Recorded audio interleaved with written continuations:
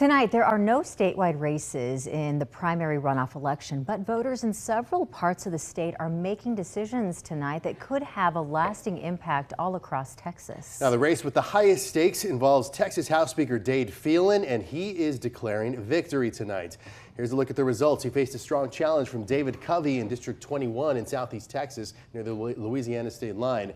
Now, they've counted almost all of the votes. You can see Phelan is ahead by a very slim margin, 51% to 49%. It's just a couple of hundred votes separating the two men. It is tight, and politics reporter Ryan Chandler has been following this race for us all night and really the days preceding this. And we're hearing from Phelan tonight, and I know you have some other things you want to update us on. The most expensive Texas House race in state history, $8 million spent on TV ads, 366 votes made the difference. This has been a bad year if you're an incumbent lawmaker, with Phelan's notable exception. He issued a statement saying, quote, "My sights are now set firmly on the November election. I look forward to hitting the ground running to ensure the Texas House is best positioned for what promises to be another landmark conservative session." Now, he was one of the few incumbents who held on tonight. Many sitting Republican lawmakers have been pushed out by their own party, mostly led by challenges from Governor Abbott and Attorney General Ken Paxton. It's signaling a shift in the political climate in Austin. Speaker Dade Phelan declaring victory in a long fight against his own party. David is leading very substantially, an absolutely terrible Speaker of the House. Former President Trump got into the race, endorsing David Covey, who trailed the Speaker by only 366 votes in the most expensive House race in Texas history. Tuesday's election was the culmination of over a year of Republican infighting. This is just a cage match within the Republican Party. But Phelan will have fewer friends come next year.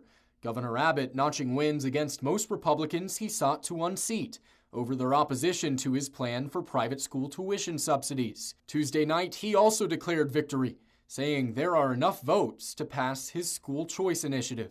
The results signaling a party moving right and a political environment becoming more national. What we are seeing is a real renegotiation and in some ways a very contentious renegotiation over what it means to be a conservative in Texas and what it means to be a conservative in the Republican Party. And the definition of conservative is clearly shifting. Now, if tonight's unofficial results hold, which is looking like they will, Phelan may keep his seat, but he doesn't keep his gavel. He will have to run for Speaker again, and he already faces at least one challenger for that job. By the way, Governor Abbott is out with a statement of his own on his personal Twitter X account tonight. He noted how after tonight's vote, the Texas legislature does have enough votes to pass school choice. So expect this to come again. The story is long from over. No, well, we'll see how the House votes for Speaker in January. All right, see. Ryan, thank you very much for that. And most of tonight's runoffs are on the Republican side, but we're also tracking a House runoff between two Houston Democrats. Union organizer Lauren Simmons has challenged four-term incumbent Sean Thierry.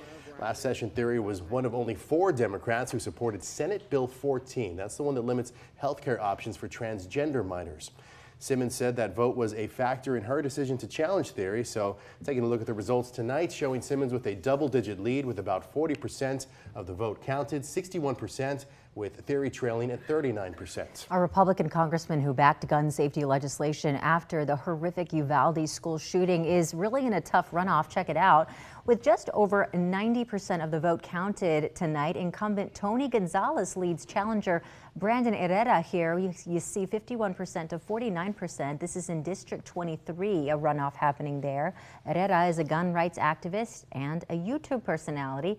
The district includes much of West and South Texas, including Uvalde. And here in Central Texas, a challenger is looking to oust a longtime member of the State Board of Education.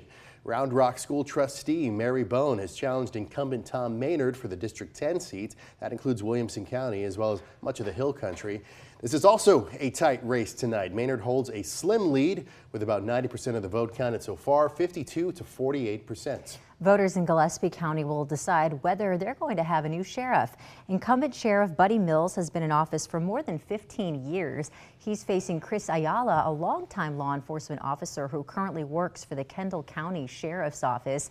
Ayala holds a slight lead with just over 70% of the vote counted, 53% here to 47%.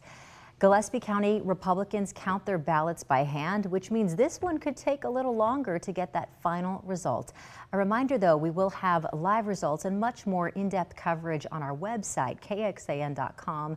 You can look under the News tab for your local election headquarters.